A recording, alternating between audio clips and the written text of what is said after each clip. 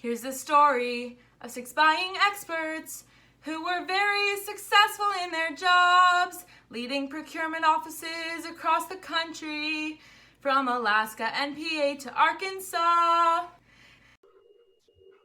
All right, so welcome to the Buying Bunch.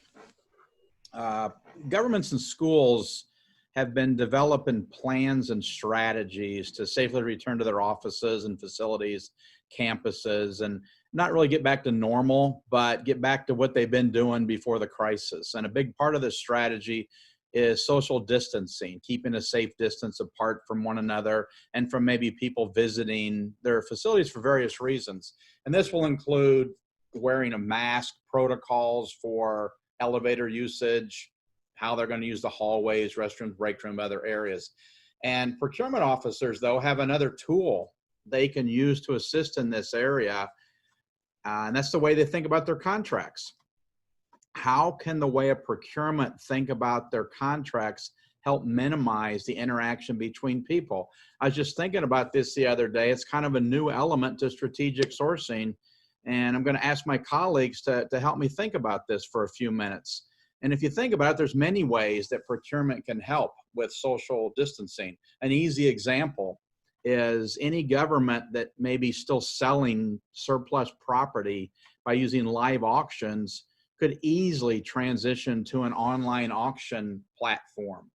It's a way to sell items a lot quicker. Their revenue will increase. They can use their facilities as a virtual warehouse. There's almost no interaction between people at all. So what are some other examples of this? How can procurement look at their contracts to help with social distancing? Mike, I was thinking in light of your comments, one of the easiest ways to do it would be to look at your existing contracts. And I think, the lowest threshold for procurement would be to say, who's delivering office supplies, who's delivering hardware or other maintenance supplies, and really start to consolidate those deliveries down to either single point or reducing the number of trips, reducing the number of outsiders coming into any government building.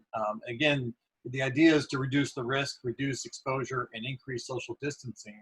And it would seem to be the easiest way for governments to analyze their existing contracts. Are there tools in there that they can employ now to start getting that reduction?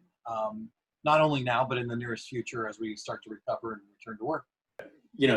Kind of piggybacking on that concept of, limiting deliveries, now might be a great time if you have multiple award contracts, limiting the number of contracts you have and the number of contractors that you work with, so if you have a multiple award contract, now might be a good time to, select one that you go forward with, evaluate, and try to, focus on building a partnership and looking at what other value adds you can get out of that kind of a single relationship, single point of contact. Well, now's the perfect time to look for e-procurement so that you're doing bids in a more collaborative way. In fact, you could even help poll your users to see what contracts are needed and coming up and help to consolidate those so that you're not receiving paper bids. People aren't bringing, you're not having that traffic through your office, but who wants to touch paper that somebody else delivered to you? Yeah, I would think when new requirements come in, the first thing I would do is look at existing partnerships to see if we could expand the footprint with those existing suppliers that are doing well in this situation so that we don't add yet another partner into the mix to potentially muddy the waters a little more. And if we're looking at, specific solutions and ways to approach things, I mean, there's a lot of technology out there that can help with, isolating situations where, there used to be people involved and now you can use technology to, get around that to some extent. And one that comes to mind is using drones. Historically, you're selling a piece of property or, you want to inspect a building, something like that, where you have, a team of people there. There are, services where, you have a pilot with a drone who comes out and flies a mission to do the same thing. So there are, just thinking outside of some of these technologies, we have a certain way we think they should be used, but there are other ways, thinking of socially distant, compliant ways to approach things that we can use those technologies as well. Yeah, Mike, I just did an interview with Kurt Topper from Pennsylvania where he talked about procurement being a real partner with other agencies as they're trying to get back into reopening. He talked about the work they're doing with the Labor Industry Department with unemployment, getting unemployment systems back up and running in Pennsylvania. And I think in a similar note, procurement can be a great partner to the folks who run facilities. So I know that people who run facilities are thinking right now a lot about what they can do to make sure that the entry into state and city and educational office buildings is safe and secure. And safe and secure has a totally new definition during the COVID era. And being able to, on the spot, take someone's temperature and see if they are healthy or see if they are having symptoms that are symptomatic of COVID is incredibly important to make sure that as we reopen, as we get back to normal, we're making sure that we're doing it in a way that we're not letting folks back in the building who, without even knowing it, may be carrying COVID.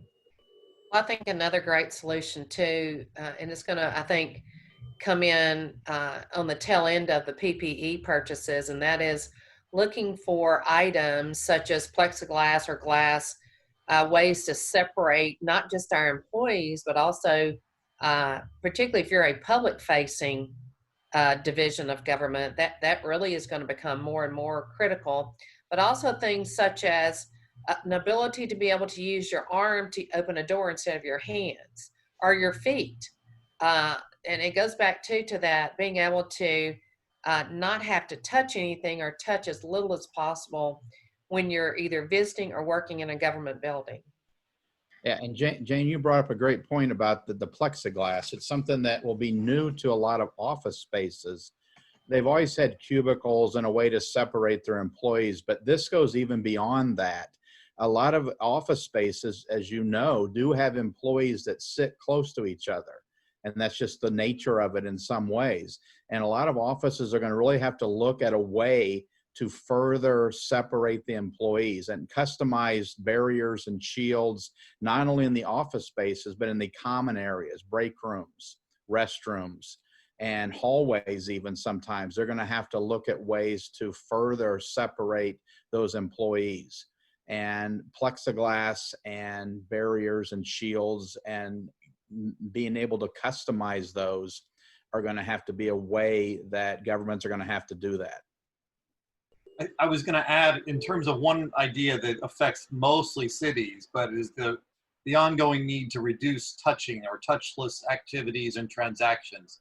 And one key element might be looking at parking systems and the ability to use electronic payments, and the benefits to the agencies to do so is not only do they put less employees and the public at less contact for touching, but it has a revenue enhancement element, and it provides an ease of convenience for the end user that can easily park or extend parking if available, depending on the needs. So it's really one of the flexible solutions that the timing is perfect in terms of why the crisis can help drive solutions and to how governments can utilize those type of contracts.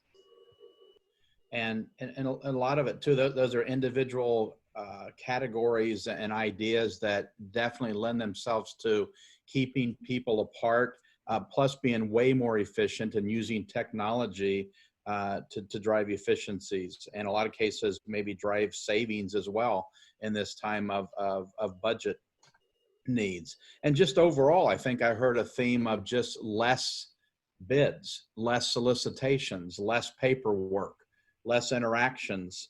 And there are programs out there in broad categories where maybe you don't need to do a bid for every single need you have. You could do one bid that could apply to many projects or many needs across a year's worth of time or 6 months worth of time. I'm thinking maybe in construction where there's programs you could do, one bid that you could apply to many projects or in other categories. So there are contracts, there are categories out there where you could think of different ways to limit the amount of interaction you have in your daily work routine.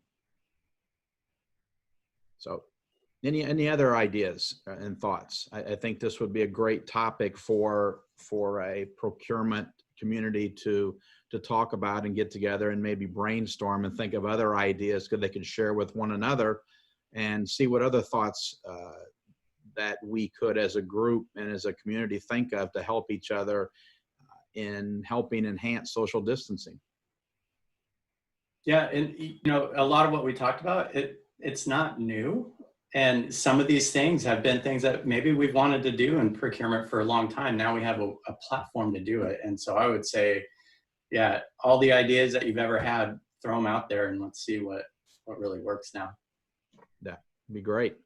The former mayor of Chicago once said, never waste a good crisis. And I think, this is a good opportunity for people who want to do certain things for a long time to do it. And there's never been a better time to make change.